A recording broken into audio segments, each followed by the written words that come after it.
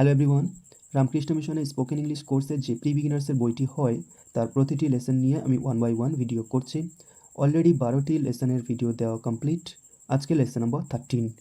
Lesson number 13-এ রয়েছে পজেসিভস, অর্থাৎ অধিকার বোঝাবে। পজেসিভ কেস হয়, সাবজেক্টিভ কেস, অবজেক্টিভ কেস নাউনের। পজেসিভস নিয়ে লেসন নম্বর 13। ব্যাপারটা কি, নাউন্স অ্যান্ড প্রোনাউন্সের এই পজেসিভ কেস হয়। পজেসিভ অর্থাৎ অধিকার বোঝায়। যেমন আমার বই, পজেসিভ বোঝাচ্ছে বইটা কার, আমার।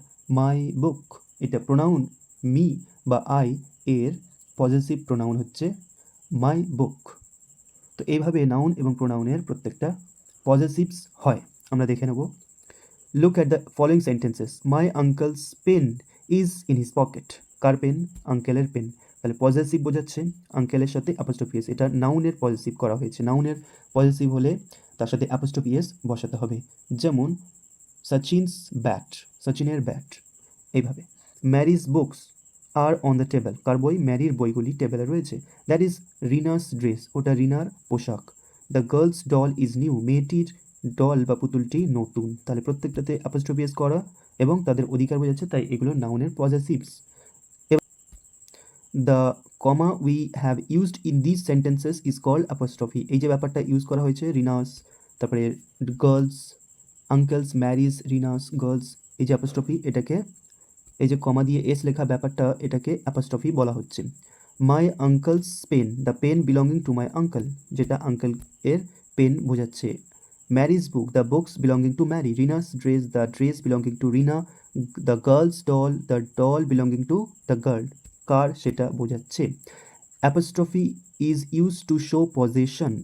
ইম্পর্টেন্ট জায়গা। অ্যাপোস্ট্রফি কখন ইউজ করা হয়? কোনো অধিকার বোঝানোর ক্ষেত্রে। হাউ টু ইউজ অ্যাপোস্ট্রফি, এবার দেখবে অ্যাপোস্ট্রফি কখন কীভাবে ব্যবহার করতে হয়।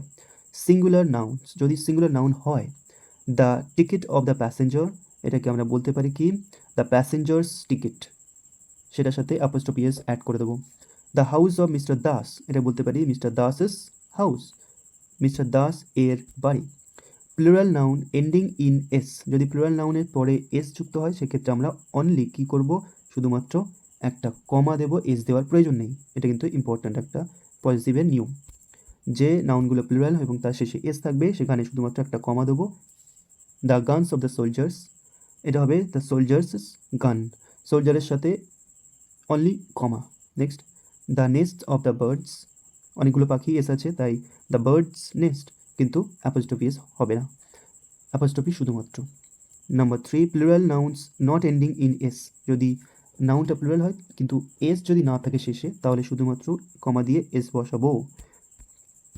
Example, the books for children, এখানে বলতে হবে the children's books. Number 3, plural nouns not ending in S, যে নাউনগুলো এস দিয়ে শেষ হচ্ছে না অথচ প্লুরাল বোঝাচ্ছে, সেক্ষেত্রে অ্যাপোস্ট্রফি এস বসাবো, কমা দিয়ে এস অ্যাপোস্ট্রফি করার জন্য। দ্য বুকস ফর চিলড্রেন, এখানে বলতে হবে children's book. The purchase of the women, the women's purchase, etcetera. Normally we do not use apostrophe S two show possession with non living objects, যেগুলো জীবিত নয় সেক্ষেত্রে আমরা পজিটিভ বোঝাতে গেলে এস অ্যাপোস্ট্রফি এস ব্যবহার হয় না।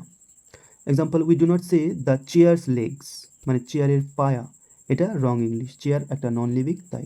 We say the legs of the chair, আমরা বলি চেয়ারের পায়া, এর বোঝাতে গেলে অফ বোঝাচ্ছে, তো এক্ষেত্রে চেয়ার্স লেগ না বলে লেগস অফ দ্য চেয়ার বলতে হবে। We do not say the coat's pocket, কোটের পকেট এটা wrong English, the pockets of the coat. Lesson number 13-এর আজকে এ পর্যন্ত। পার্ট 2-তে লেসন 13 কমপ্লিট করব। So keep watching, do like and share so that your friends and others also get benefited.